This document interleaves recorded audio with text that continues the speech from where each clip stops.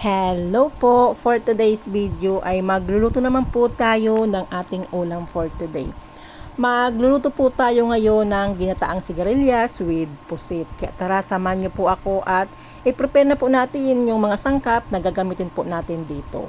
Iwain na po natin itong mga sangkap na gagamitin po natin, kagaya po nitong bawang sibuyas at luya. At lalagyan din po natin ng sili para mas masarap po itong ating ginataan.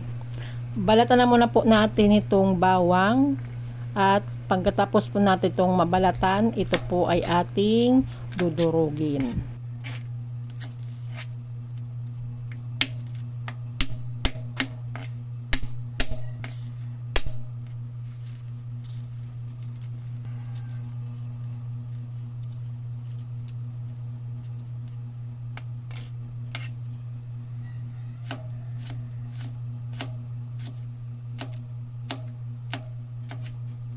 After po natin itong mahiwa or madurog, ilalagay muna po natin ito sa isang lalagyan. Sunod naman po natin na babalatan at ihiwain ay ito pong isang pirasong sibuyas.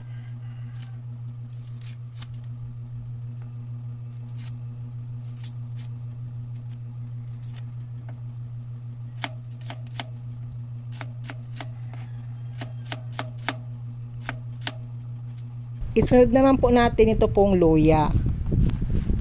Babalatan din po natin ito at mamaya pipit-pitin ko na lang po ito.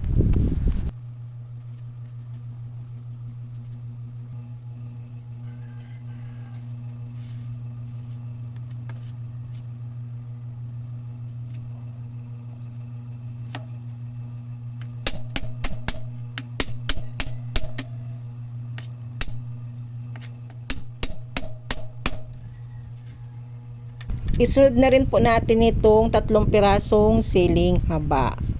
Ihiwain ko rin po ito para po mahanghang po yung ating ginataang sigarilyas with pusit.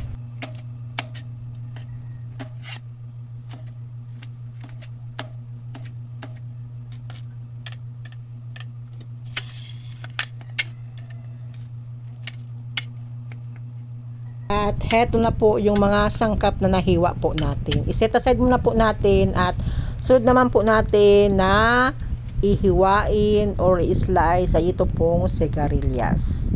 Nasa 215 grams po ito. Ang mahal pala ng kilo ng sigarilyas. Nasa 245 po ang kilo ng sigarilyas po dito sa amin sa Bicol. Sa supermarket ko po ito binili. Ganito po kadami ang 250 grams na sigarilyas. Dahil hindi ko pa po ito nahugasan, kaya hugasan ko muna po. At heto na po, nahugasan ko na po. Tatanggalan muna po natin ito sa magkabilang dulo kasi medyo matigas po ito. Ang tawag po pala namin dito sa sigarilyas dito po sa Bicol ay puro pagulong. Sa inyo po, anong tawag nyo po dito? After po matanggalan natin ito sa magkabilang dulo, ito po ay hihiwa na rin po natin ng maninipis.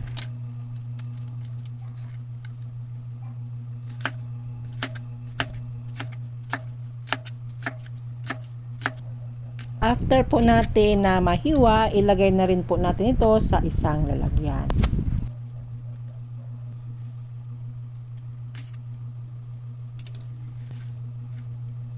At heto na rin po yung nahiwa po natin na sigarilyas. I-set aside muna po natin at isusunod naman po natin ito pong 1/4 kilo na pusit. Ganon din po, ihiwain rin po natin ito.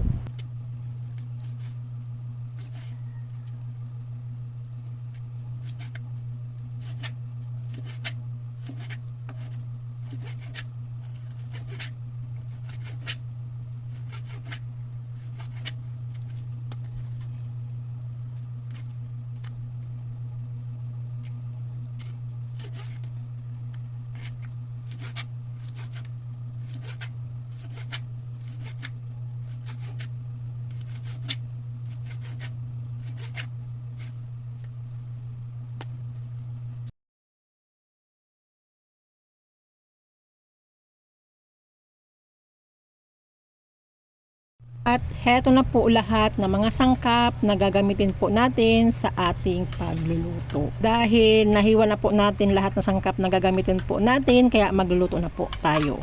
Dito po sa pan, ilagay na po natin itong dinurog po nating bawang, isunod na po natin itong hiniwa po natin na sibuyas, at ilagay na rin po natin itong luya. Ito pong sili, mamaya na po natin ito ilalagay. After po nating mailagay po itong tatlong sangkap sa ating pagluluto ay ilalagay na po natin itong gata.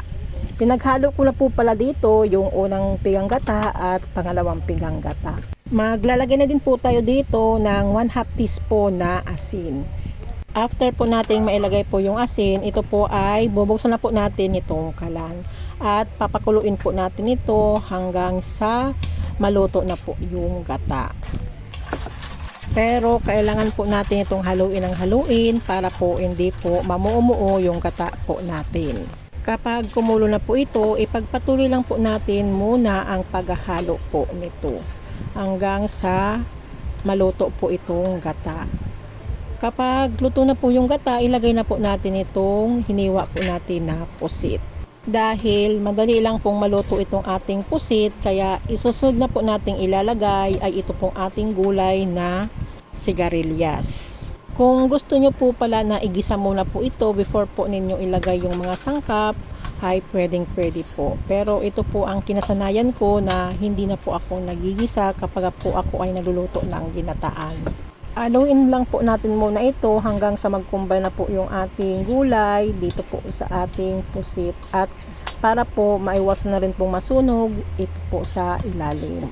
Hayaan lang muna po natin ito dito hanggang sa maluto na po yung gulay natin na sigarilyas. Dahil yung pusit po ay madali lang naman pong maluto.